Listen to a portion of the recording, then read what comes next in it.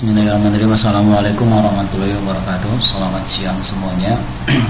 Kita masuk ke mata kuliah pertemuan kedua untuk mata kuliah pengantar rekayasa perangkat lunak, dimana untuk materi pertemuan kedua adalah proses perangkat lunak. Ini adalah yang akan dibahas dalam pertemuan ini, di mana penduluan, definisi supai proses, kemudian cakupan yang termasuk plus model supai proses, kemudian ada model kerangka softwarenya untuk plus model, kemudian aktivitas proses supai proses, kemudian ada modelnya, kemudian ada contoh penggunaan dari sistem development life cycle yang termasuk kebutuhan dari model proses software. Sebelum kita masuk ke model, ada muncul pertanyaan sebelum Anda akan masuk membuat software. Pertama akan muncul, apakah masalah yang akan dipecahkan? Jadi ketika Anda misalkan membuat software, akan muncul pertanyaan-pertanyaan, apakah masalah yang akan dipecahkan? Jadi Anda membuat software itu kan awalnya ada masalah gitu.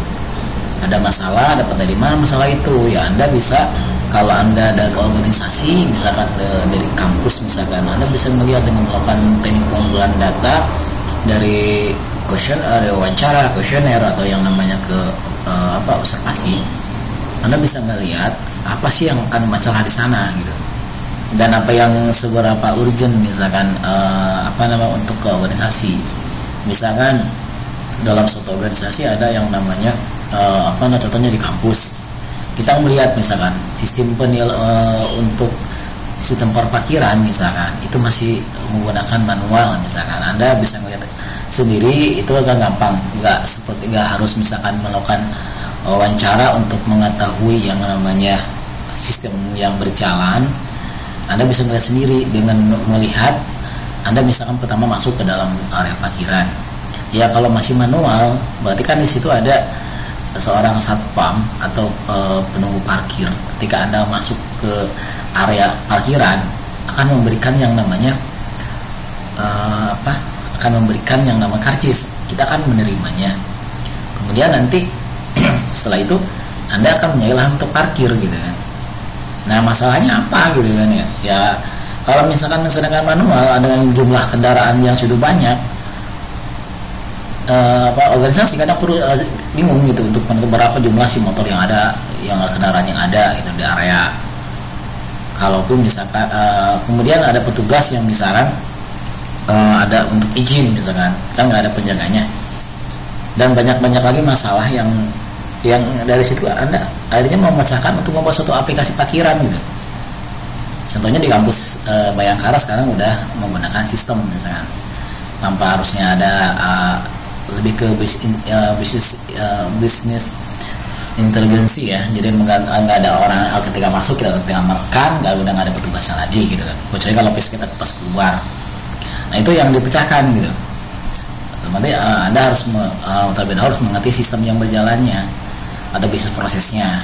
Nah selanjutnya di pertemuan berikut, di mana Anda cara membuat bisnis prosesnya, bisnis proses dari ketika Anda dalam suatu organisasi.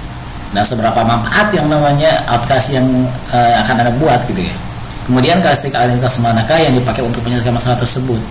Ya apa aja sih yang akan ini. Ya dari ketika Anda udah mendapatkan data, ya bisa diolah, ya Anda bisa dapatkan gitu komponen-komponen apa aja gitu kan. Kemudian bagaimana tes yang pecahan tersebut diadakan. Ya itu kan tadi dari pengumpulan tadi. Bagaimana tes tersebut dibangun. Pendekatan apakah yang akan dipakai untuk menemukan kesalahan dibuat dengan desain koneksi dari tes tersebut. Nah, Anda seorang yang namanya orang analisis, Anda akan nanti belajar untuk gimana cara menganalisanya, kemudian Anda mengusulkan suatu sistem dengan beberapa model. Nah, nanti Anda menggunakan beberapa model software proses atau model pengembangan lunak lebih tepatnya. Jadi nggak bisa buat software itu dengan tanpa ada yang kerangka gitu. Kalau untuk yang namanya cakupan yang besar. Bagaimana tes tersebut topang pos adaptasi lama? Itu harus yang namanya ditentukan dengan orang-orang yang misalkan yang punya kepentingan organisasi. Anda harus bisa mengkomunikasikan. Definisi dari supai proses adalah serangkaian mengarah pada produksi perangkat lunak. Menurut yang namanya di bukunya Ian Sommerville dalam sebuah engineering. Kemudian untuk menurut yang namanya Freshman sama sebuah engineering, dia mendefinisikan suatu tes tugas mengidentifikasi tugas pekerjaan yang harus diselesaikan ketika Anda menyelesaikan suatu produk, memproduksi produk. Poin-poin apa aja yang dibutuhkan dan menunjukkan untuk menanyakan kemajuan. Ini ada cakupan proses untuk menurut yang namanya Sommerville. Jadi pertama ada spesifikasi perangkat lunak, kedua software design implementation, kemudian software validation sama software evaluation. Nah, spesifikasi perangkat lunak fungsi dari perangkat lunak dan batasannya ditentukan. Jadi ketika Anda membuat suatu aplikasi, fungsi-fungsi untuk aplikasi itu apa gitu. Fungsi aplikasi itu yang utama. Misalkan kalau parkiran bisa memunculkan tiket gitu ya. Kemudian bisa menghitung misalkan waktunya berapa si sistem itu. Jadi ketika Anda parkir berapa jam, ketentuan berapa jam gitu, bisa menghitung berapa biaya misalkan ya. Itu aplikasi bisa mencetak, kalau kita nekan kan ada ini ya, bisa menyimpan di database, fungsinya itu. Bisa yang namanya memfoto itu ya, itu fungsionalis dari perangkat lunak. Dan batasan operasinya ditentukan. Jadi Anda tentukan.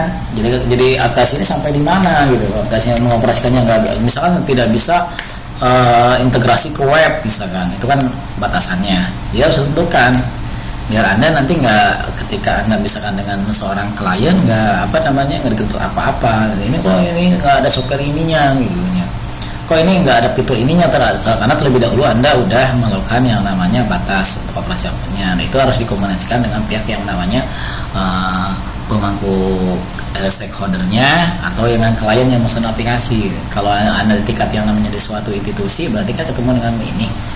Nah, kalau Anda kerja ya, atau ini berarti dengan orang yang punya. Kalau misalkan Anda ketemu dengan langsung ada orang memesan, ada perusahaan yang memesan dari pihak luar, ya Anda berarti dengan kliennya langsung. Kemudian di sini software design implementation, jadi itu adalah gimana Anda mendesain perangkat lunak memenuhi spesifikasi harus diproduksi gitu. Jadi artinya Anda ini harus yang berkomunikasi ketika Anda implementasi atau membuat software, Anda harus berkomunikasi sama pihak stakeholdernya atau orang kliennya gitu. Sebenarnya aplikasinya ingin seperti apa gitu ya. Jadi fitur-fiturnya gimana, fungsi aplikasi bisa apa aja, modelnya seperti apa gitu. Kemudian di sini software validation berarti memastikan bahwa ia melakukan apa ini yang pelanggan. Jadi artinya aplikasi yang Anda buat harus sesuai yang namanya yang diinginkan si klien atau yang stakeholder. Jadi kalau misalkan Anda ketika udah melakukan presentasi proyek yang akan Anda buat dari pesanan itu dikomunikasikan dulu, dipresentasikan dulu apa fitur-fitur ini aja sesuainya sama enggak yang namanya cara kerjanya sama cara kerja yang di manual. Kalau misalkan buat sisa dari awal, apakah ini misalkan kalau parkirnya sama enggak ketika Anda manualnya, misalkan kalau manualnya kan ketika kita masuk ke dalam area parkir dikasih karcis, kemudian Anda parkir, kemudian Anda keluar gitu kan ya, ada yang memberikan karcis kan. Di sistem dengan ini juga sama.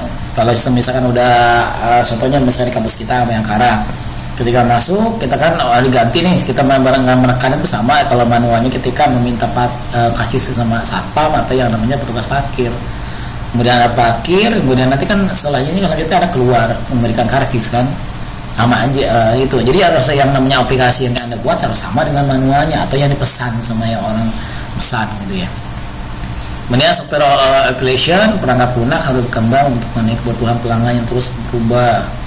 Jadi harus bisa, kalau bisa seperti itu bisa diupdate, di maintenance ya.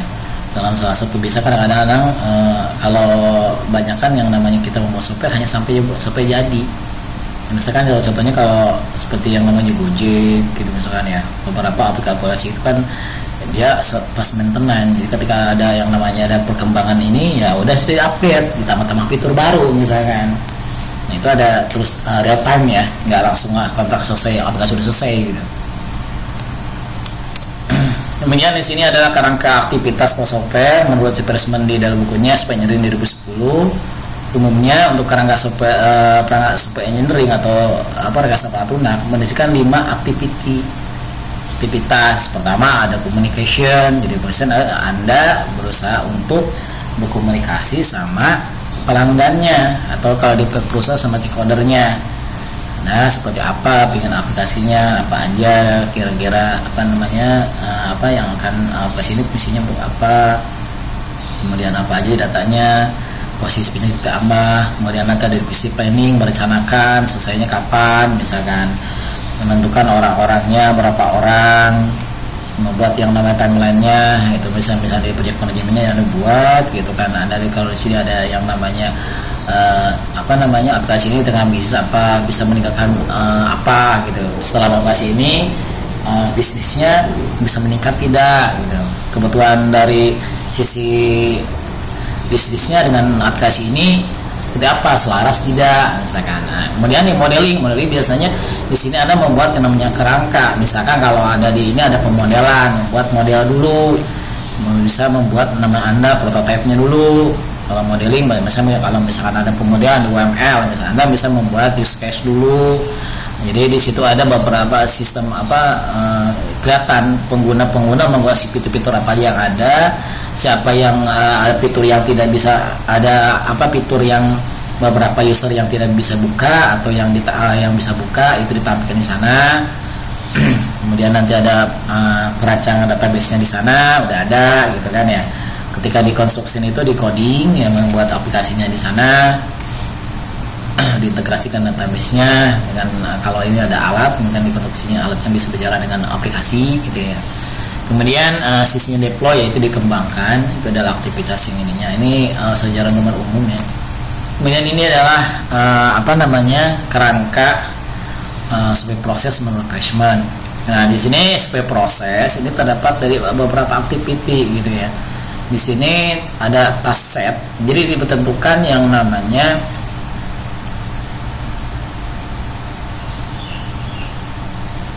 ya, di sini ada task set. Jadi menentukan ada software engineering itu asalnya pertama misalnya ada task setnya. Jadi di set tugas-tugasnya di mana Anda bekerja. Di sini tentukan tugasnya apa, produknya dikerjakan apa, kualitas dari poin-poinnya dari kualitas dari softwarenya gimana, project milestone itu titik jadi sampai Anda mengerjakannya ada tim lainnya sampai kerjaan di mana mengerjakannya apa yang bisa kerjakan misalkan. Ada beberapa tes yang ini definisikan. Nah, sini contoh mendefinisikan dari tesnya itu. Jadi mendefinisikan secara aktual kerjaan ini kerjakan untuk meningkatkan keberhasilan dari tujuan itu dari project dari untuk aplikasinya. Di sini contohnya untuk lingkup kecil contoh mengeset yang namanya kebutuhan yang kebutuhan untuk dikumpulkan perangkat yang kebutuhan data yang dibutuhkan ini kan persyaratan atau kebutuhan ini ketika pengumpulan di mana ada beberapa. Pertama di situ ada make list stakeholder per project, itu artinya Anda membuat list siapa aja sih orang-orang yang berkaitan sama project ini. Misalnya kalau di kampus membuat aplikasi parkiran misalkan, siapa aja orang yang terlibat di sana, yang orang misalnya staffnya atau misalkan yang punya project sponsornya, yang bisa projectnya siapa, membiayai project itu siapa misalkan. Nah itu udah ditentukan di sini. Jadi nanti kemudian cara pengguna siapa aja misalkan kalau mahasiswa ini ditentukan kemudian invite di all stakeholder to informal meeting. Nah, jadi Anda mengundang semua stakeholder Anda udah list nomor 1 untuk dikumpulkan untuk koordinasi seperti apa gitu kan, nilainya aplikasi seperti apa dibangunnya, fitur-fitur apa aja misalkan dibahas atau problem masalah-masalahnya. Kemudian awalnya itu dibahas. Nah, kemudian di sini meminta setiap stakeholder untuk membuat fitur yang dibutuhkan di sana apa aja gitu setiap ini stakeholdernya. Nah, setiap apa nanti akan dikomunikasikan. Jadi yang nyari yang mana yang harus dibuat dan yang tidak dibuat yang mana gitu. Mereka diskusikan persyaratan-persyaratan yang akan dibangun dengan list final gimana. Kemudian prioritas yang dibutuhkan, yang paling urgentnya yang mana gitu. Bisa diduluin atau yang yang harus dibangun atau yang tidak gitu ya. Kemudian di sini catatlah area yang tidak tentu ya, yang tidak jelas misalnya, catat. Kemudian bangunlah suatu fungsi fitur berdasarkan inputannya stakeholder. Jadi Anda kalau membuat suatu aplikasi ya, Anda lihat inputnya apa gitu, sesuai yang stakeholder dikerjakan. Kalau misalkan Anda dari sisi SIA misalkan, kan di inputnya menggunakan keyword misalkan ya, dengan keyboard Anda tulis, nah itu kan inputnya. Kalau misalkan Anda ketika di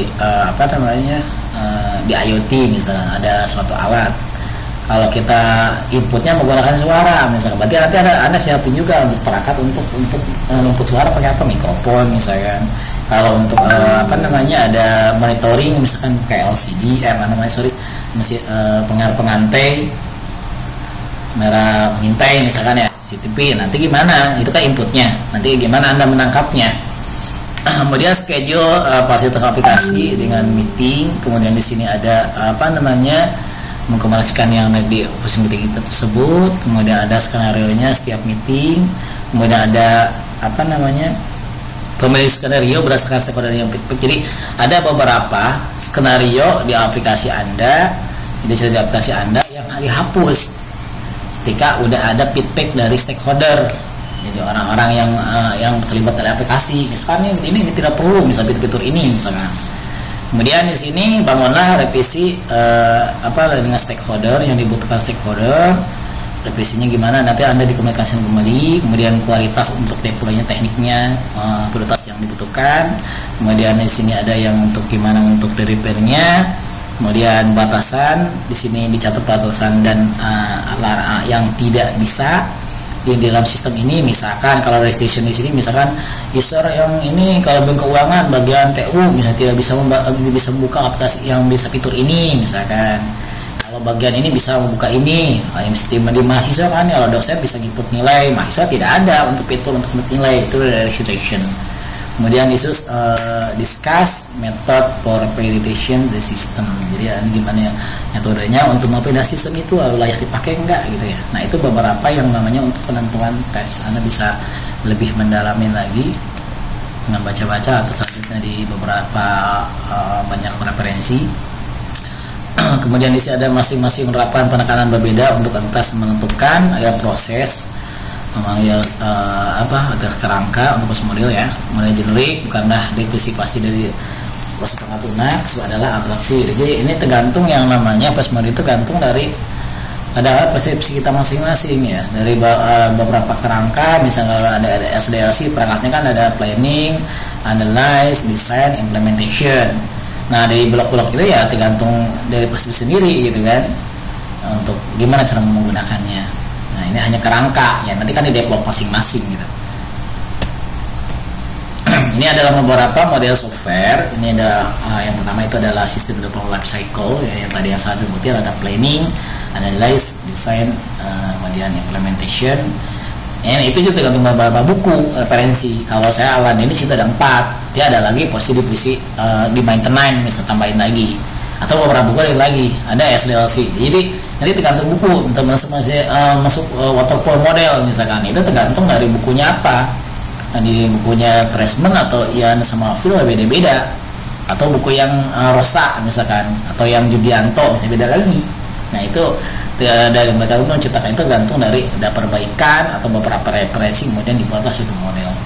Nah jadi Anda membuat suatu aplikasi yang nggak bisa alas tanpa kerangka gitu, harus ada dulu blok-bloknya.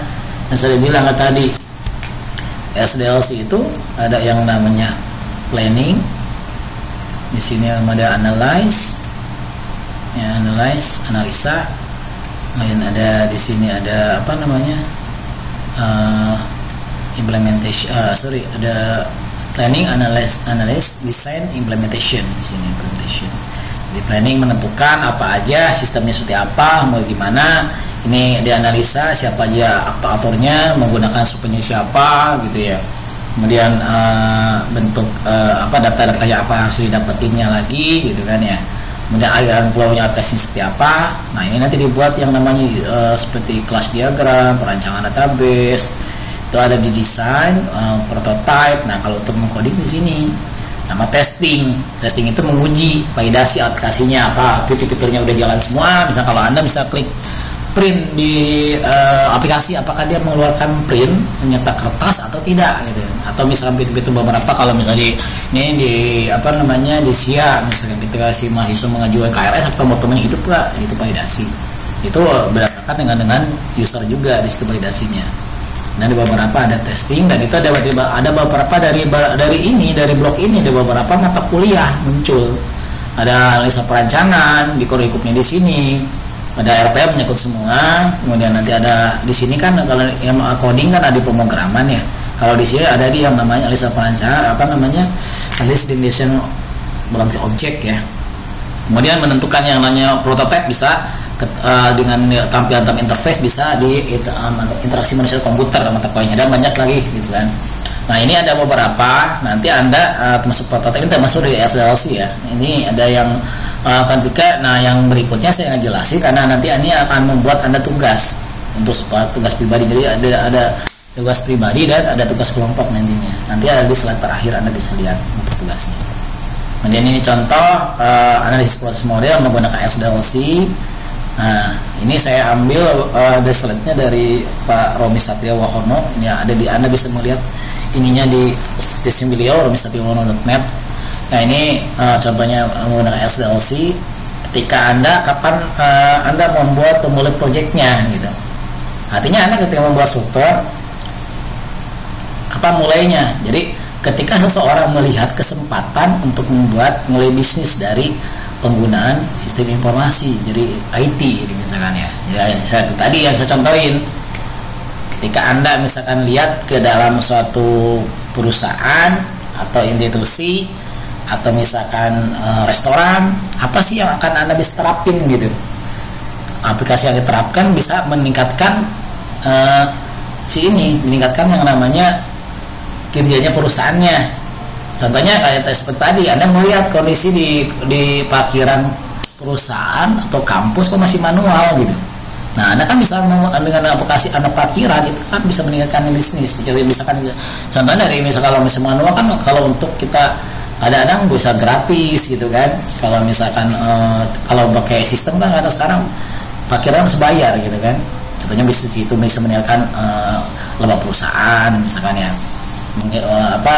Security termasuk gitu. Kalau misalkan nggak ada sekarang kan ada palang kan, kalau orang keluar pun juga pada ada penjagaannya. Kalau biasanya kan nggak ada. Kalau misalkan ada suatu orang yang petugasnya lagi lagi ada halangan, paling nggak ada ya, orang motor pas pergi aja misalkan, dan tidak bisa menghitung kan jumlah motor berapa. Sekarang kan bisa dengan sistem berapa jumlah motor sehari yang ada, atau kendaraan mobil berapa gitu ya, yang masuk ke datang misalnya.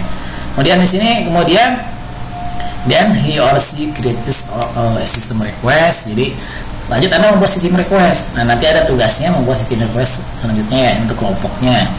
Jadi Anda membuat sistem request, isinya apa? Ada pertama tujuan aplikasinya apa, Anda membuat aplikasi untuk apa, di sisi bisnisnya untuk apa, dampaknya ke si perusahaannya apa, project sponsornya yang bisa bikin siapa gitu ya, fitur-fiturnya apa aja, tangan di sini.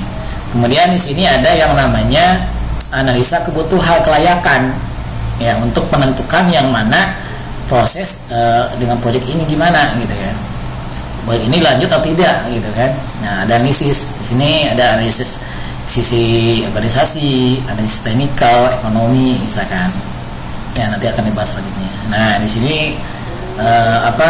supaya ada develop cycle yang tadi udah planning, analyze, desain, sama implementation. Kalau ketika semuanya nanti ketika Anda misalkan waterfall juga ada modelnya.